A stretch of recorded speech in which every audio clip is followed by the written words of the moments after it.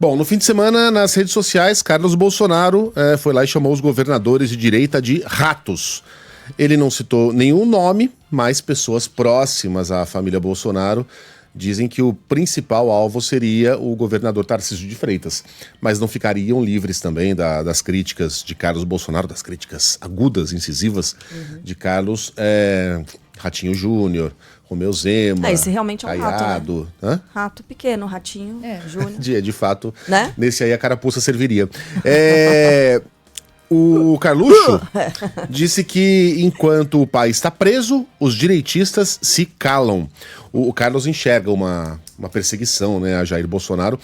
O Carlos enxerga muitas coisas que não necessariamente existem, né? E essa é uma delas. A publicação foi compartilhada por Eduardo Bolsonaro e como o Dudu não escreveu nada ali a respeito do assunto, fica meio implícito que ele estava concordando com aquilo. Detalhes com o Vinícius Calisto.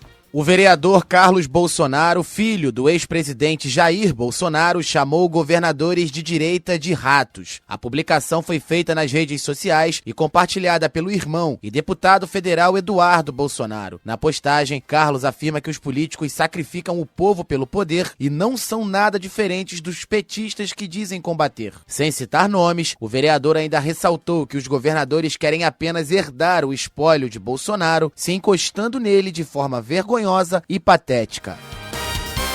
E quer saber? O Carlos tem razão. Porque, de fato, alguns governadores ali estão largando mão de todo e qualquer tipo de honra e de terem a espinha ereta no momento em que adotam discursos que a gente sabe que não são deles. Né? Quando o Tarcísio vem falar em perseguição do judiciário, quando o Romeu Zema não tem a hombridade. Que homem de coragem, Romeu Zema, né? Ele não consegue chamar 1964 de golpe e não consegue chamar o regime militar de ditadura. Os próprios generais chamam aquilo de ditadura. Dizem que foi uma ditadura branda, mas eles não negam que houve uma ditadura no Brasil. Ninguém nega. O Zema, sim. O Zema, não, isso não é. Isso aí eu deixo para os historiadores. É uma ofensa alguém utilizar o lindíssimo sotaque mineiro para falar tanta bobagem. Né? Caiado também. O Caiado se comportou como um democrata, se comportou como um homem da ciência durante a pandemia e vem radicalizando cada vez mais nos discursos. Quer dizer, é isso que a gente está vendo acontecendo. O Carluxo aqui, por mais que ele escreva daquele jeito malucado dele, ele tem um ponto importante aqui.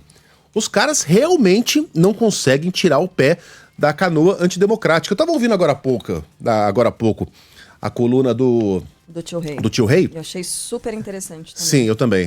Recomendo que vocês ouçam, tá lá nas nossas redes sociais. Ou você pode ir no YouTube e puxar para a esquerda. E ele falava lá do Kim Kataguiri, né, que fez uma pergunta pública lá para o ChatGPT, perguntando como o bolsonarismo pode sobreviver, alguma coisa assim. E aí a resposta da inteligência artificial era a seguinte: não dar espaço para governadores da ala democrática. Era essa a frase, não era?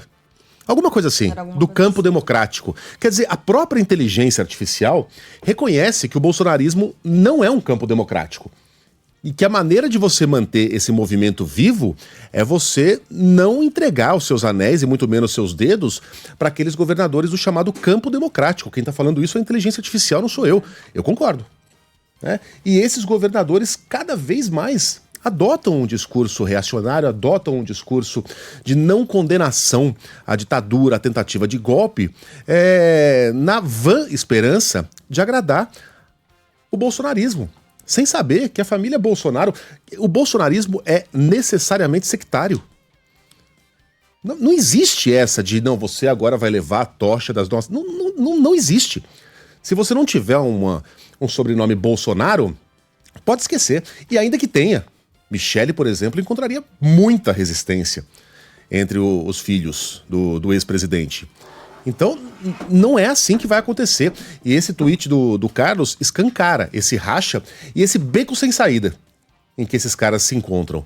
Porque não adianta os caras se entregarem de corpo e alma ao bolsonarismo. Eles jamais serão aceitos como um deles, porque um deles eles não são. Né? A questão é assim, isso 2026 se torna mais interessante, né? Pela família e pelos filhos, porque se eles conseguirem atrair, seduzir, esse eleitorado, como o próprio Tio Rei falou nessa coluna dele, é interessante seguir com um movimento que pode ser chamado de bolsonarismo, mas sem Bolsonaro, que a gente sabe que na última eleição foi o fator principal para não levar a eleição. Muito embora ele carregue essa bandeira, por causa de atitudes, dessas medidas dele muito para fora da linha. Pandemia, esse tipo de posicionamento.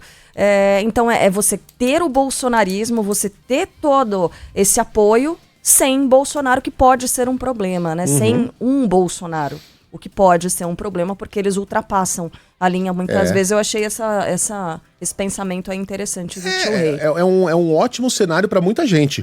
O problema é que os Bolsonaros continuam aí. Estão aí, opinando, escrevendo, né, militando.